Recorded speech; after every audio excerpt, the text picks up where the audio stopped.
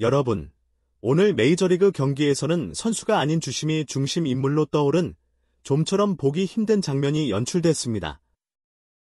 샌프란시스코 자이언츠와 디트로이트 타이거스의 5월 28일 맞대결.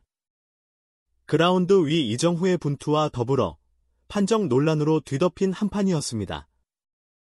오늘 영상에서는 논란의 중심에 있었던 이 경기의 주요 장면들을 하나씩 되짚어 보겠습니다. 오늘 경기에서 가장 눈에 띄는 변화는 이정후 선수의 타순이었습니다. 자이언츠의 중심 타자인 4번 타자, 중견수로 출전한 그는 팀 타선 전체의 부진 속에서 중책을 맡았습니다. 이전 경기에서 팀이 단 4안타에 그친 가운데 이정후 혼자 멀티히트를 기록하며 고군분투했던 점이 반영된 결과였죠. 멜빈 감독은 이정후를 중심으로 타선의 흐름을 바꾸고자 했던 것으로 보입니다. 2회 초, 이정후의 첫 타석. 야스트렘스키가 선두타자로 안타를 치며 분위기를 띄웠고 이정후에게로 이어지는 기회의 발판이 마련됐습니다. 하지만 라모스가 삼진, 플로레스의 타구는 담장 앞에서 잡히며 투아웃.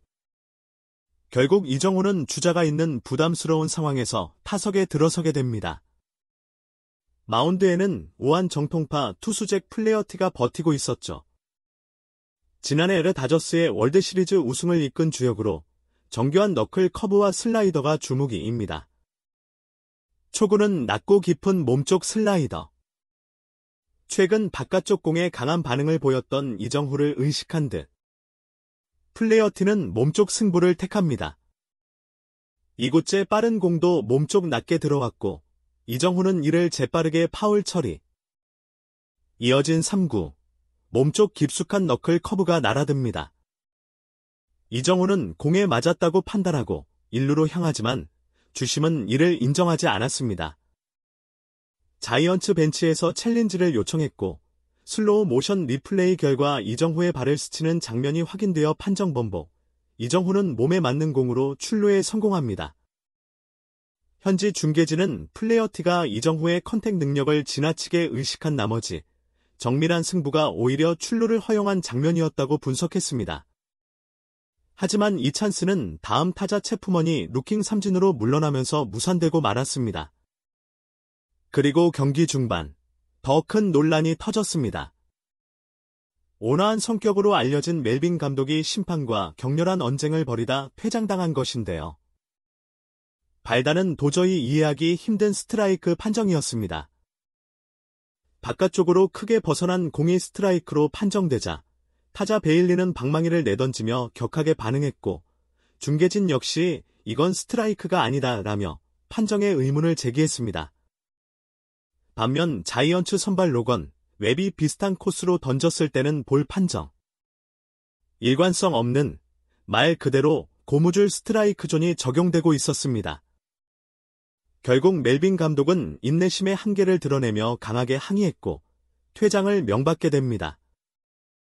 이정후는 7회 초 다시 타석에 들어섭니다.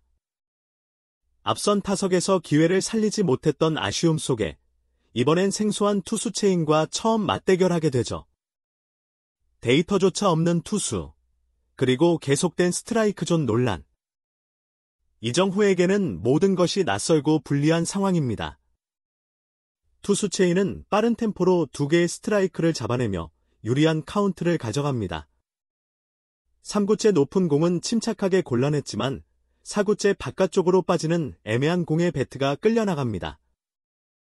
타구는 3루수 정면. 아웃입니다. 중계진은 오늘 스트라이크 존이 자이언츠 타자들에게 유독 넓게 잡혔고 이정후 역시 어쩔 수 없이 스윙을 해야 했던 상황이라며 심판 판정이 경기에 직접적인 영향을 주고 있다고 지적합니다. 이날 자이언츠는 3대1로 패배했고 이정후의 7경기 연속 안타 행진도 마무리되었습니다. 전문가들은 이를 단순한 타격 부진으로 해석해선 안 된다고 입을 모읍니다. 일관성 없는 판정은 타자에게 스트라이크와 볼의 판단력을 흐리게 만들고 결국 나쁜 공에 손을 대게 만든다는 것이죠. 이날의 판정 논란은 이번 한 경기에만 국한된 문제가 아니며 리그 전체의 신뢰에도 영향을 미치는 심각한 사안입니다. 경기 종료 후 팬들의 반응은 거셌습니다. 오늘 경기의 MVP는 심판이었다는 냉소적인 반응부터 선수들의 노력을 무너뜨리는 판정은 리그 수준을 의심하게 만든다는 날카로운 비판까지 SNS와 현지 언론에서도 큰 반향을 일으켰습니다. 오늘 이정후 선수는 투수뿐만 아니라 심판과도 싸워야 했던 하루였습니다.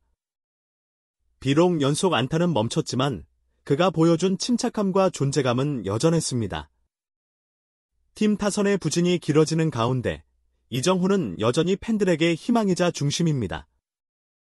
한편 미국 스포츠 매체 디 애슬레틱은 시즌의 3분의 1을 치른 현재 샌프란시스코는 공격력을 반드시 보완해야 한다고 지적했다.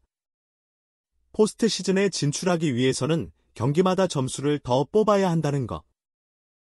당연히 이정후는 마이크 야스트렘스키, 윌머 플로레스, 엘리엇 나모스와 함께 더 분발해야 하는 주축 타자로 꼽혔습니다. 샌프란시스코는 27일 현재 시즌 성적 31승 23패로 내셔널리그 서부지구 3위에 올라 있습니다. 지구 선두 레이 다저스 32승 21패와는 2경기 차, 2위 샌디에이고 파드리스 30승 22패와는 경기차 없이 승률에서 3리 밀립니다. 샌프란시스코가 치열한 내셔널리그 서부지구에서 지금까지 우승 경쟁을 펼칠 수 있는 비결로는 탄탄한 마운드가 꼽힙니다. 로비 레이와 로건 웹 원투펀치가 매우 압도적이고 불펜 평균 자책점은 2.56으로 메이저리그 전체 1위입니다.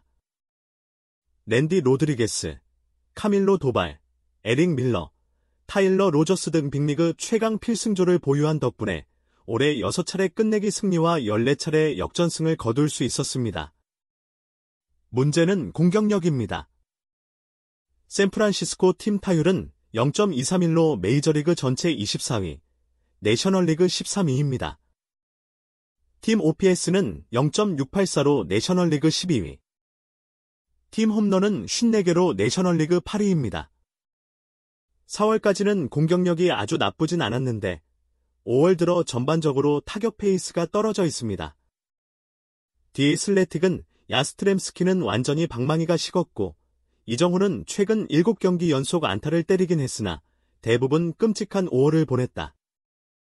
플로레스는 여전히 많은 도움을 주고 있지만 시즌 초반 2주 동안 타선의 구세주와 같았던 때로는 돌아가지 못하고 있다고 분석했습니다. 아주 틀린 말은 아닙니다.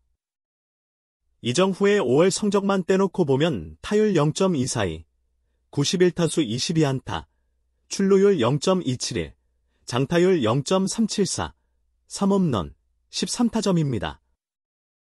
4월에는 타율 0.324, 102타수 33안타, 출루율 0.369, 장타율 0.539, 3홈런, 16타점으로 방망이가 훨씬 뜨거웠기에 상대적으로 아쉬움을 표현할 만합니다.